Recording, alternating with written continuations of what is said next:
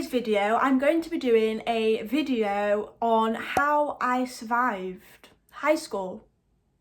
Yeah.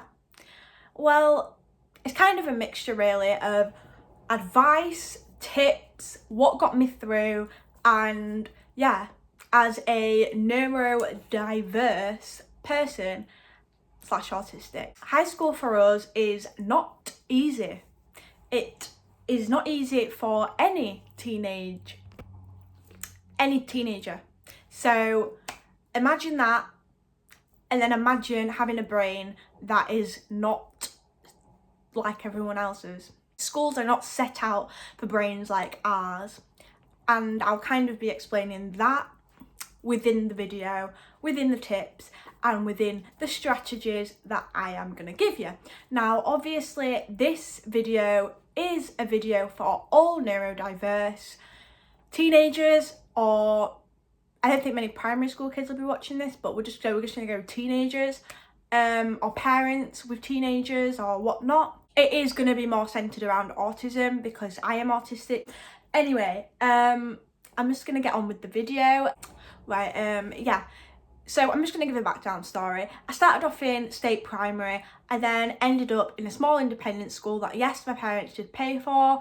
It was kind of I didn't find primary school easy. However, it wasn't difficult, but we knew going into high school with 300 people in a year was going to be an entirely different amount of difficulty. I don't know whether putting me in a private school or putting me in a state school, which one would have been better. I don't know because I didn't go to a state school. I can't compare it because I wasn't there. All I know is that me being in a private school had its own difficulties. Yes, I'm sure it had its own strengths. However, I do tend to focus on the difficulties that I experienced in school, and the only positive I can say about school is finishing it. It did have its positives, I just tend to focus on the negatives, if you know what I mean. Tip number 1, and this is kind of very important for someone like me, because I suffer from extreme loneliness and extreme isolation when it comes to school life. I isolated myself for the first couple years of school, and it wasn't fun because I could not mentally relate to any of my peers, and I couldn't relate to what was going on in the class. I didn't relate to the humour, I didn't relate to the sarcasm. I was very literal. I isolated myself from conversations, therefore I isolated myself when socialising on a weekend. It made me very depressed. I felt very lonely. I felt even more different. If you can stop yourself from socially isolating yourself, I would say push yourself forward. Keep pushing yourself forward, because for me in the long run it was mentally upsetting for me to watch everyone else socialise and me not.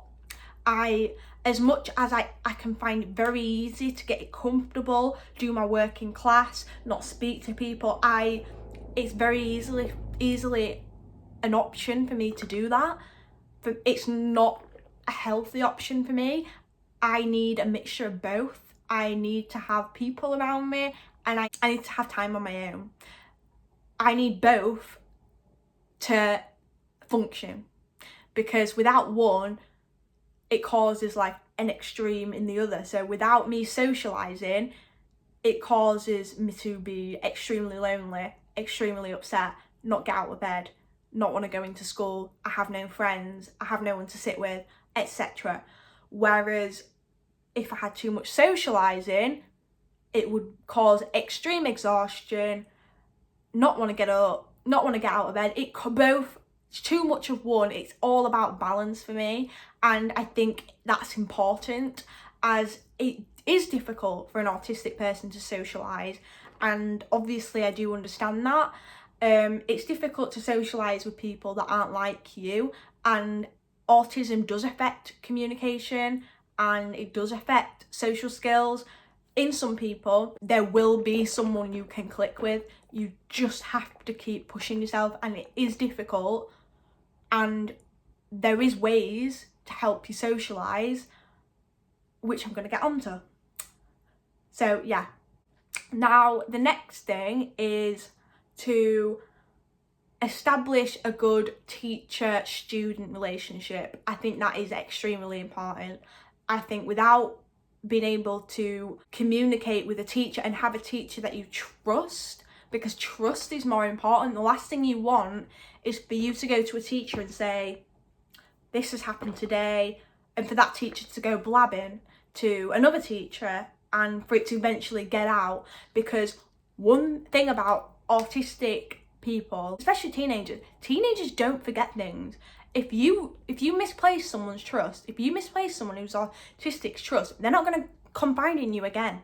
A lot of autistic people do have a lot of issues in school that they need to confide to someone about. Having someone that you can feel you can confide in when there's no one else, so let's say your parents, I think that feeling safe in, like, you're in, because school, things change at school, unexpected social situations occur, you are surrounded by people who you don't relate to, who you find difficult to communicate with. I think it's important to have that person you might maybe feel more safe around, maybe trust a bit more, and have someone to speak to, like a counsellor, like a school. I had a teacher who, teachers that were like counsellors in a way, and I think that's important. So yeah, I think try and gain trust of a teacher and confide in your teacher with your struggles. And I think it's also important for a parent to have a good relationship with your teacher, because there might be things, maybe some kind of like access arrangements you need, and you might not be able to tell your teacher, so your parents might be able to. And yeah, access arrangements is something I'm going to come on to, because every child who is autistic may have different learning needs, may have different ways of learning, and those needs need to be met by your teachers, which again, that's why it might be important for either you or your parents to have good communication with your teachers, to express maybe why you might do a certain type of behaviour in class, like stimming or something like that. I think that's important, because if they know what you're doing and why you're doing it, you don't want to start a conflict with your teachers and your teachers to argue with you about it, because I think that is ableist. And if your teachers did, let's say you were doodling, I doodle, that was my way of staying concentrated. I was doodling, and because I do zone out, I have massive issues with zoning out. If something doesn't interest me, I think about something that does. So I had to doodle to concentrate. And if a teacher was to then shout at me for that's ableist. It is, because they shouldn't, because I'm actually learning more by doing what I'm doing.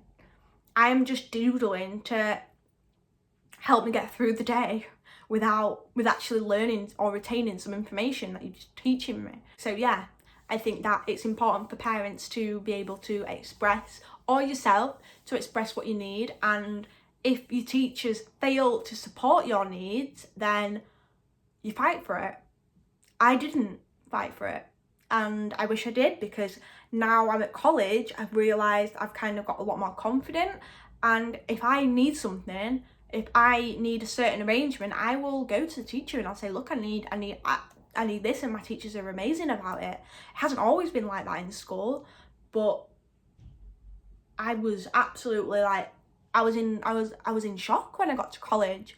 I was in shock of how much I can actually get from state education, because I'm going to a state college now, and I know this is kind of like a private state thing, but I was like, that can happen, like you can do that.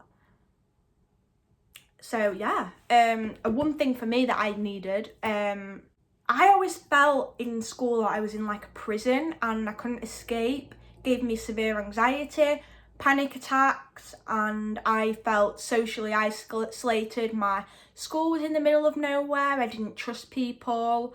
I felt like I didn't relate to anyone in school, and I did tell teachers sometimes, and that did get out.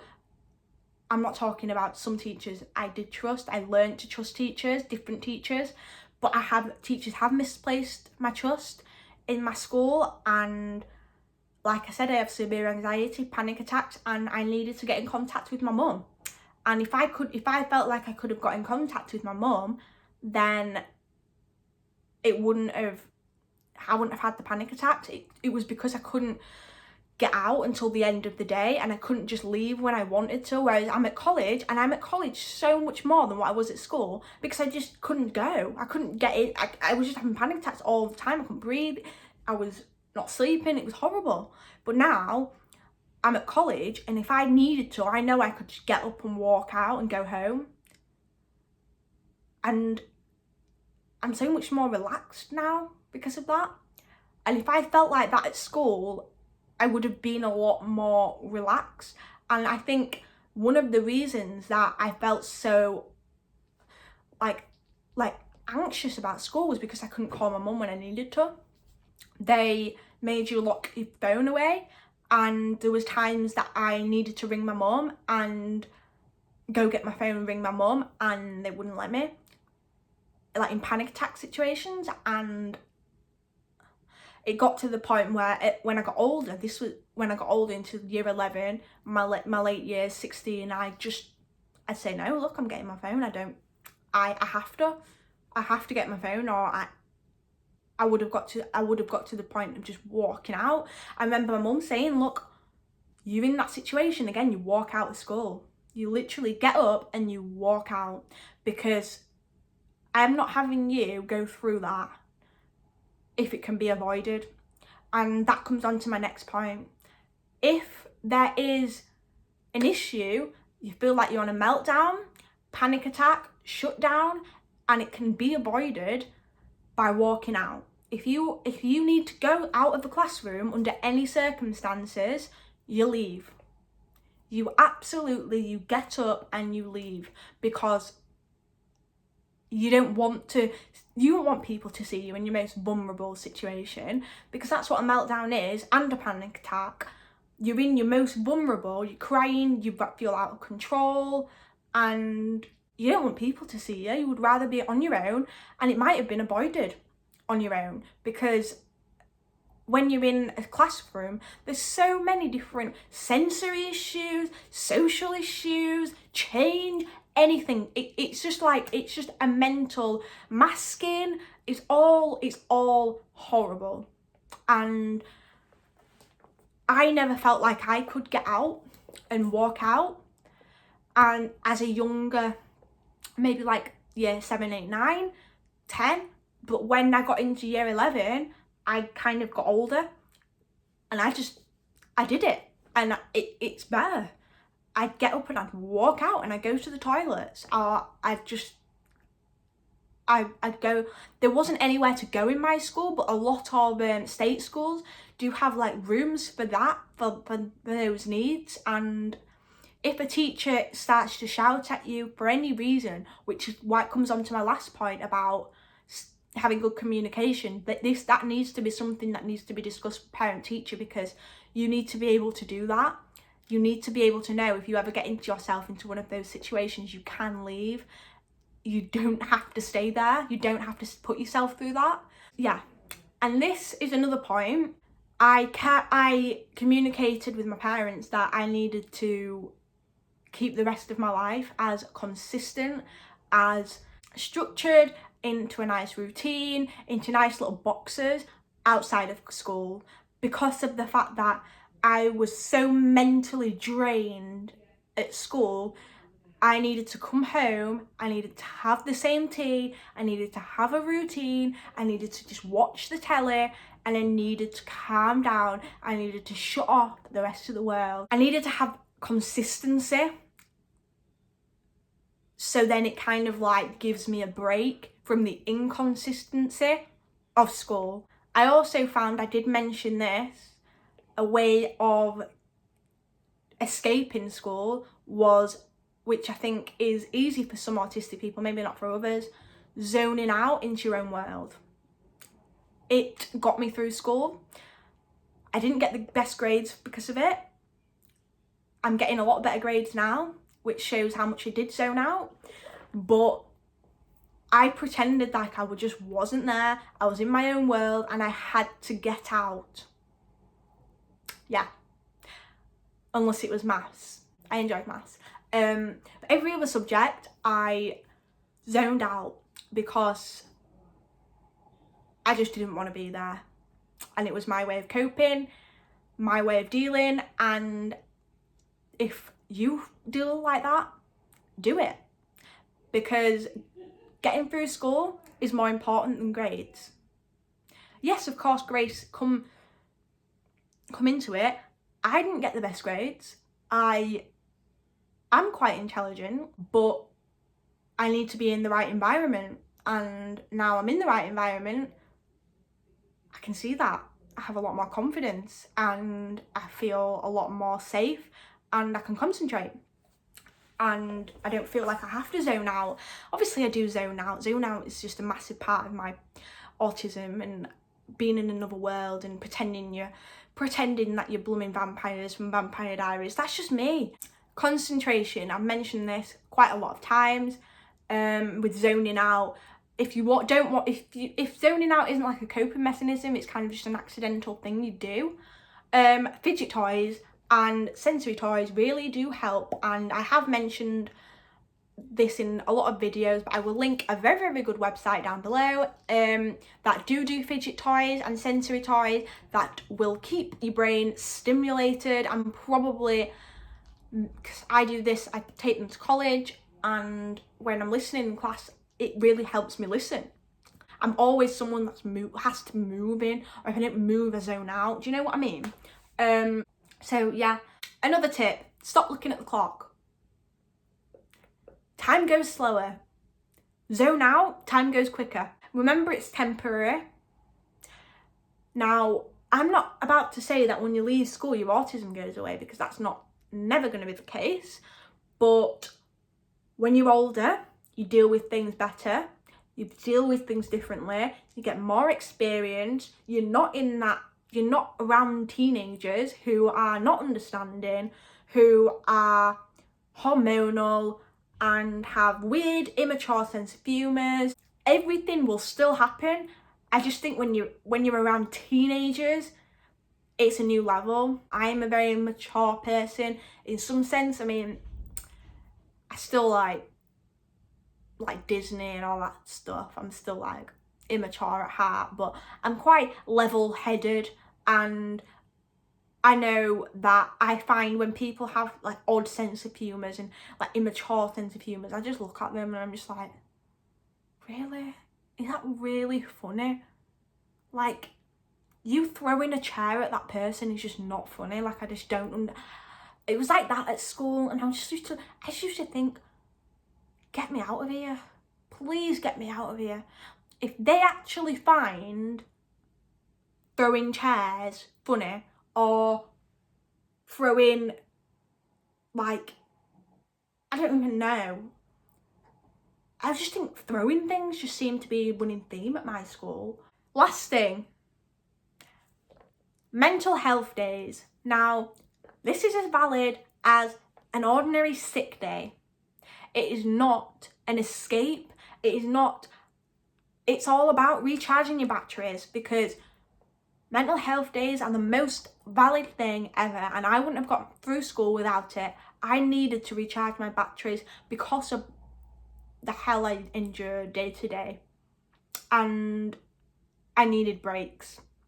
I needed breaks to come back refreshed, and without them, I'd have got myself into a right state. I was having meltdown after meltdowns, and usually if I had a massive meltdown on a night that caused severe mental health issues on the night, I wouldn't go to school the next day, so I can kind of have a break from it before I put myself back into it again.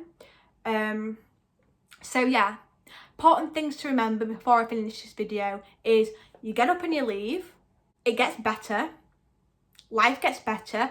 You'll always have problems, but school for an autistic person is not a good time, and you will not be there forever. Life gets better. I've left school. I'm a living, breathing experience of it. Life gets better. Another thing, mental health days. Have have a mental health day. And another thing, just remember, grades are not important. They're not. Your mental health, mental well-being, your needs, your accessibility, things you need is more important than what grades are. Grades are a piece of paper and they mean nothing. Being happy is more important. Okay? There we go. Hope you enjoyed the video. I've kind of just talked to myself